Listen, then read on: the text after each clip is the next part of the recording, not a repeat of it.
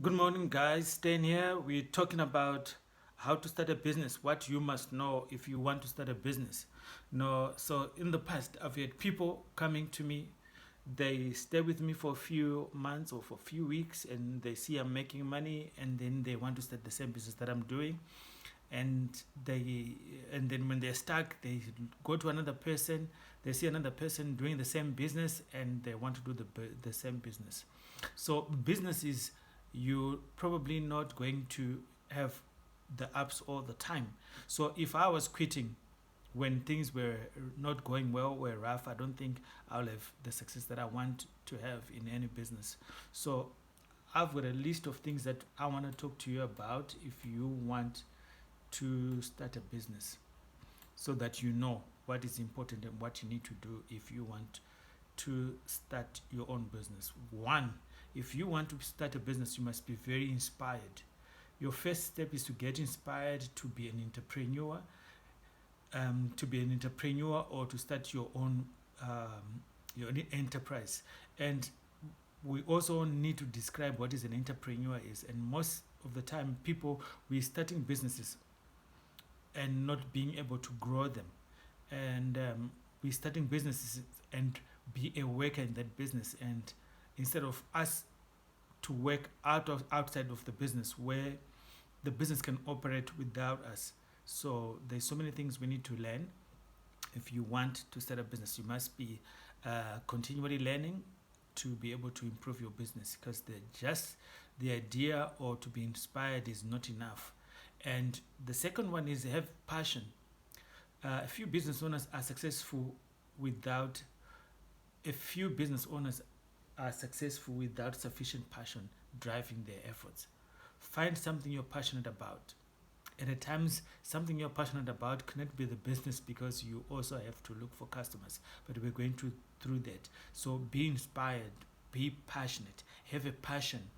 But we also need to understand some of our passions cannot be translated to business. So people say, I'm passionate about this, I want to, and at times there's no demand for the thing that you're passionate about. So, but if you have an idea and then you are inspired that you can grow and you can help a lot of people and you have passion, you can be able to do it. But we've got a long list to go. I want you to check down the list as we go. So the first one is be inspired. The second one, have passion. The third one, educate yourself. People just want to start a business without educating themselves about a business. Like I said, if you want to do accounting business for small businesses, you must have an accounting book, or some people that you follow that do accounting in your house. That's where it must start. So you must have so much interest and so much vested interest into the subject that you want to start business on. And if you don't, you need to find information. There's so much information around us. We're struggling not because there's no information, but because we don't care to look for the information. There's so much information, especially tons of information for us to be successful, especially on YouTube. That's why I'm doing this video, so that I can help you to build your business from scratch. And then here we say the third one is educate yourself. And then the fourth one, generate an idea. Get an idea and be excited on the idea, and brainstorm on how best you're going to sell that idea, the business idea that you want to do. And then the fifth one is preliminary research the idea. Is it going to work? Is it viable?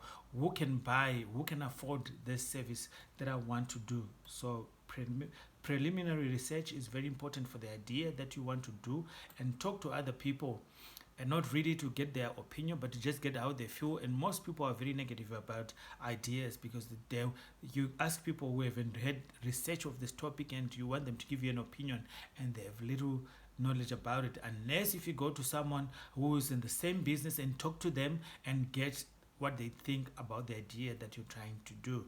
Most business people who are successful are willing to be helpful to you if you approach them in a nice way. They're willing to talk about their business and how they can help you to go to the next level.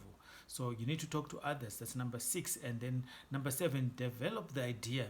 Brainstorm to work at the potential flaws and key advantages for the product, so that you can be able to sell it. So you need to carve out the important advantages, the selling points, unique selling points that you can be able to sell the idea to people so they can buy your product. And then research and start a business plan. Research is very important, and then you do a business plan, how you're going to implement that idea to a business. Determine your target market. That's number 9. Who is my target market? Who can afford my product? It's very important. Number 10, come up with a financial model. How are you going to finance that? Do you have money? Are you going to go to the bank? Are you going to borrow family money? Have you saved to start that idea? Or you're going to get a customer and make them give you a deposit to do it. That's how I started my business to a multi-million-dollar rand business, because I went and then I just started doing small things and putting the money together to create a business. I hope you do the same. If you can't, and if you've access to resources, it's good to start at a higher note. But the potential of starting small is very important, because you grow with the business and you learn what needs to be learned, and at times we just start big and we don't know how to deal with issues. So come up with a financial model. That's what I'm saying. Do you want to sell your service and the customer pays you a deposit to do it? Or do you want to go to the bank? Or do you have the capital? Or have you saved for that venture? Number 11, come up with an operational model. How is your customer going to interact with you from point 1 until they receive the product? From where you start, from where the customer start, where you start with the customer to where you end with the customer. And then come up with a staffing plan. Who do you want to work for you? And stay away from employing relatives. Try and get people who can add value to your business, who know what you want to do, who understand what you're doing, and who respect what you're trying to do as a business. So it's very important. At times we employ the wrong people. Like I did before, I had this guy that I'd taken, an Indian guy that I wanted to be my manager. I was paying so much, he almost wrestled the business from me. So you need to be careful. There are people like that are jealous, that want to take your idea and make it their own. Come up with a sales and marketing plan. How are you going to get people to know your business? And it's important to come with that prior to just trial and error. We did that when we were doing, but some things work. But if you want to progress quickly, you need to come up with those plans. Number 14, come up with a growth plan. How do you want to grow your business? How do you want your business to grow in a month, in a year? In 2 years, in 5 years. So the growth plan is very important. Decide on a legal structure of your business. Do you want to be a sole proprietor? Do you want it to be a CC? Do you want to be a PTY limited? How do you want to do it? Do you want to be a cooperative? So you have to decide how you want your business to be. Determine what you need to start. What do you need to start? Do you need an office, or can you start from your house? Can you work from your car? And if do you need business cards, or do you need to determine that to start? Because the people are stuck on the starting. They don't know how to start their businesses because they think they need so much capital. They think they need this. They need a truck. You don't need so many things to start a business. Everything else you can rent. You can ask people to help you with that, or you can, like I say, you can rent if you need a truck to move a load from there to get money until you can make money to get your own truck. And then that was number 16. Number 17, objectively analyze the risk. What will be the biggest loss you can make if the plan does not work? What's the risk? And at times we just do things without calculating the risk. What will we lose if we start this and do not win? And how much are you willing to sacrifice for you to be able to be successful with that idea? So objectively analyze the risk. How much do you stand to lose if the company goes under? Are you taking all your savings into the business? Are you taking other people's monies? Will you be owing people after when the business does not go well? Because at times business go well and at times they don't. And most successful people, they failed too many times trying to do this idea, and that doesn't work, and they start another one and that doesn't work until something works. So the world does not want you to fail. When we go to school, they don't want you to fail. They think failure is something that you shouldn't be associated to. But in business, failure teaches you a lot of things.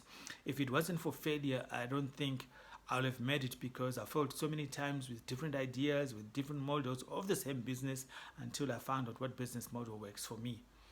So Analyze the risk. That's 17. Number 18, if you're ready, quit your current job if you're ready, but you need to save like 6 months or to a year to make sure if you don't make money in 6 months, you still be able to survive without changing your lifestyle. Pay your rent, have food, have fuel, and everything. Don't just quit your job because someone shouted at you or no, save money and make sure you're secure before you quit your job, because entrepreneurship is a long journey and it costs money to get customers or to get from here to there, and at times it takes time to get the first customer to walk into your business.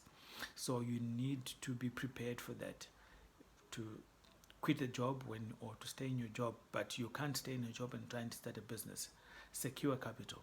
Save the money that you want to use for the business, whether it's savings or borrow from friends, seek funding from organizations. There's a lot of funding organizations for youth, especially in this country.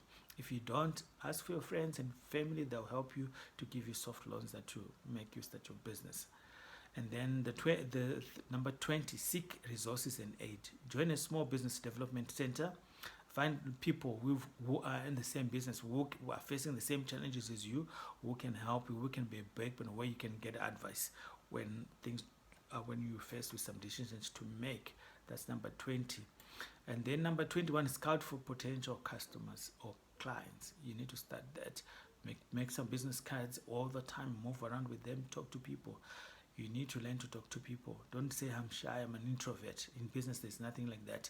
If you want to start a business, you must be able to sell, or you must learn to sell. You must learn to talk to people, because people are for the next money that you're looking for. So talk to people. And then we're going number 22. Register your business name. It's a simple step. You can register your CPRO, you can register a business, but I encourage you to start without registering, and you can register it. But if it's important for you to register a business, then do it. And then get a tax ID, get VAT registered, file for state and local taxes, obtain any necessary payments or licenses. It's very important. Recruit one or more mentors to teach you. Don't be shy. Don't make as if you know everything. That's number 26. Mentors are very important. But mentors is not like a formal relationship that say, here's my mentor, he's going to teach me. People have not that kind of time. But you can get mentors that are dead, that have material or books that you can follow that can teach you to be where you want to be. And then number 27, find your key location. Where do you want to operate your business from? In which area? Is it accessible to your customers? Location is key. Location is key. Establish a unique brand, like design logos and brand, corporate identity. Look for companies that do that. That's what I specialize in. I specialize in trying to create identity for your business, like a name and what it stands for. Establish a unique brand. Start building a personal brand as well. You need to be reputable. Like when people need to trust you. They need to know if they give you money, you're going to come back with their money or with their product. And then create a test product that you can give for free and see how people react to it. And then number 31, establish key vendors and partners. Find contractors or vendors or suppliers to help you build your business.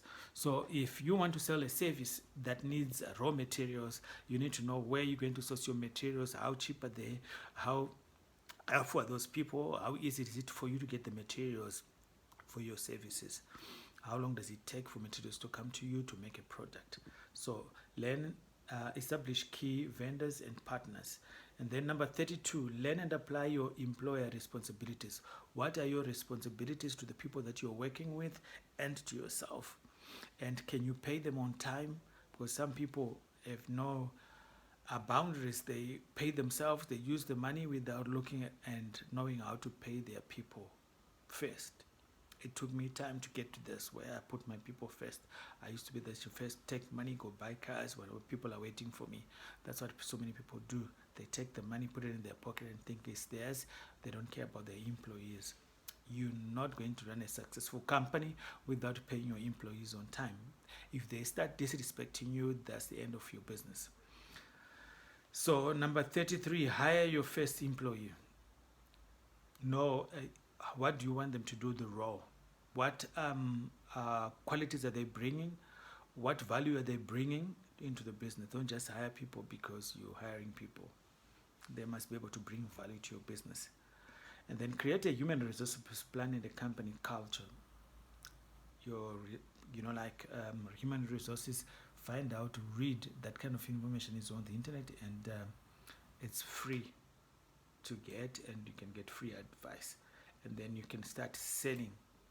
Go out and look for customers, and talk to as many people as you can, because you can talk to people today. They might not buy your product. If you have a business card, leave your business card. You need to do a lot of talking. You have to say, today I have to talk to 10 people or 20 people every day to do that, so that you begin to create a pipeline for your business. One person will buy, and then because you've been talking to other people, if you continually to talk to potential customers, they come to your business all the time, like one after the other. So that pipeline has to continue for you to have targets that you need to set for yourself. How many customers you need to talk to, or potential customers you need to talk to daily. It's very important. Launch a website. If you can afford a website, launch a website. If you can't, go to Google and put a location. There is a Google website for free.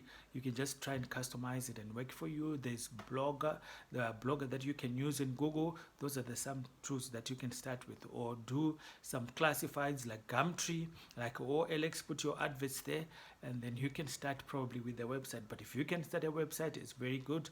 Use a website to launch your services. Outline and begin a digital marketing campaign if you have the budget. But most people start without. But if you have a budget, it's very nice to have a digital marketing campaign that's cheap, that's easy, that's effective. The CEO, content marketing, and social media marketing plans also do that. Because if you have a bit of cash to advertise your businesses, it's key, because you can start having Google will send customers to your business right away, the same minute when you pay them. And then network everywhere you go. Talk to people. Give your business cards. If you go to a grocery shop, talk to the grocery shop. Leave your business cards. It's very important. You don't never know who your next customer is. And find at least one dependable long-term client that you can service, and make sure you prioritize them. They can be the key client for your business. While you build your business, you've got one client, and then you have two, you've got three, and always look after them and communicate well, and leave your feelings at home. And use promotions and discount to attract new customers. It's important to see how you can attract, and at times it's some business do not need these discounts. You can just see how best you can service your customers, because service is very, very important. People are looking for service. They are looking for dependable, reliable services. And at times we're trying to make things cheap, and people are not looking for cheap things. They're just looking for someone who's reliable, who's dependable, who delivers things on time, who answers their phone when things are hard, when they're late, who talks or who communicates. I struggled with that. So learn to communicate with your customers. Learn to communicate the difficult news to your customers. They will understand. Learn from your customer feedback about your product, what they want you to change, what they think about your product, how they rate the product they have. Your clients will tell you how to build your business. Like I did when I was starting to write, I was taught more by my customers what they preferred, what I needed to change, what I needed to work on. So it's important. Presentation is one of them. Hire more employees if it's necessary. Don't just hire people. Hire more employees as you grow, and as the money comes in, and as they come and bring you value. It's important. People don't come for time. Don't let your employees come and clock in and say they're here at 8, they leave at 4, or they leave at 5 and clock out. You need to quantify the value that they bring to your business for you to be able to pay them. Because I struggled with it. I had so many employees working for me, but I never knew what value they were bringing. And I had to struggle monthly to come up with the money, because I had to carry everyone. I had to look for the customers. I had to do most of the work. When they didn't care, they'll be on WhatsApp, they'll be on my internet, they'll sleep, and they'll run around, they'll be working. So make sure someone comes, they know what to do, they know the company culture, they know where you're going and where you're coming from with your business. Tweak your operations to become more efficient. So it's not rock solid when you start that the business stays like that. Change what's working and improve on what's working, and discard whatever is not working. So focus on what is working and work more on that, but never stop learning. Never stop finding information. Never stop trying to find efficient ways to help your customers. Ensure your cash flow remains positive with proper safety measures. Cash flow is king, because it's important. When I had the first customer, I didn't have capital. They gave me a deposit to do the job. I built my capital, and then in the end, I didn't need them to give me a deposit to do the job. I had the money to do so many jobs for them, and then they will pay me. But in the end, I lost 4 million. It happens. But if you have a collection system in your company to be able to collect all the monies from your clients, so make sure you've got good paperwork and good process from the customer engage you when you start their services. There must be good paperwork that protects you and protect the customer as well. So keep on changing things that are working and improving them, and the things that are not working, discard them. Stop doing those things that are not working and focus on what is working. But ensure cash flow is king. The money that's coming is not all your money. Don't take the money and buy a car and you're left with no cash flow in the business, and you have to struggle to get petrol to go where you go. Probably get a cheap car, start from there. Don't run to show off. Build cash flow. It's important. I went through that, and I know people who are going through that, and this will help you. Scale your sales strategy. How do you sell more? How do you how do you teach or mentor people to sell more if you're a good seller? How do you learn more to sell so you can sell more? How do you close more deals? How do you deal with objections and what customers raise? How do you deal with them for you to be able to sell your product? It's important to scale your marketing plan and your sales strategy. You need to scale that so that your business grows, but also let that grow with your capacity. At times we sell more and our capacity to produce the product is behind, and then you look like you're inefficient. So it's important to strategize everything. Scale your marketing strategy, see what works. If you're doing Google, if you do Facebook, see what's working. If you're using whatever, see where your most customers are coming from, and probably focus your money and your energy from that medium that is bringing you more customers. And then we're going to number 47. It says investing in infrastructure improvements. When I started making millions, I bought a machine, and then I stopped there. I started buying cars. I started showing off. I became so empty. I didn't buy any infrastructure for my business to make it efficient. So if you start making money, make sure you invest into equipment that makes your business more efficient, more robust, and then you can supply the goods on time to the customers instead of trying to get things from this person. Infrastructure is very important if you need to grow your business, and make sure the business can operate without you being there. You can go away on holiday.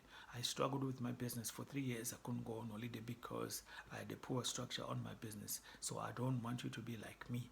I used to work long hours, 3 years. I couldn't take leave. I couldn't go anywhere, and I was working long hours from 5 to until about 11 or 12 in the night. In times I won't sleep, waiting for my guys to see so I can help them. Sundays, when my trucks are broken down on the road or my back is, I'll be running around trying to pull those things or working around the clock.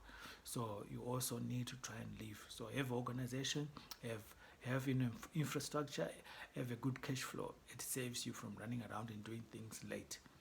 Learn more about your industry. Learn more about the new developments that are coming in, new technologies that are coming into the industry, and what people are doing and what the trend is and what people are buying. It's very important, because like now we under the lockdown, is printing selling more? No, it's not selling more. How have I diversified my business? You can watch some other videos. We're trying to do other new things that we're not doing so that we can just survive. And if those things, we're testing them. If they work, we'll keep them as businesses in the future. But after COVID, I don't think some of the services we are selling will be able to sell. Then we'll restructure again, we'll adjust. So it's important to be able to adjust quickly to any given situation with your business. And then become a thought leader. Establish yourself as an authority who knows something by speaking or writing and hosting webinars or writing a blog or teaching others. So you become an authority. People can come to you for information. It's very important to make yourself like that. So that's what I'm doing With my business, I talk about success. I want to build my brand so that I can be able to impact, to give value to other big companies, to our small businesses, so I can be a consultant. That's where I want my business to go, in my life to go in the next 3, 4 the years to come. I don't want to be doing the things that I'm doing. I just want to be able to travel, to mentor people, to encourage people, to help people manage their business, because that's where I'm going, and writing books. I've actually now at the moment written 18 books, and I'm studying another book. I'm just working on what I want to write in that book about, and also sell my books and have content that help people when they're stuck because of our experiences of what they've gone through in business.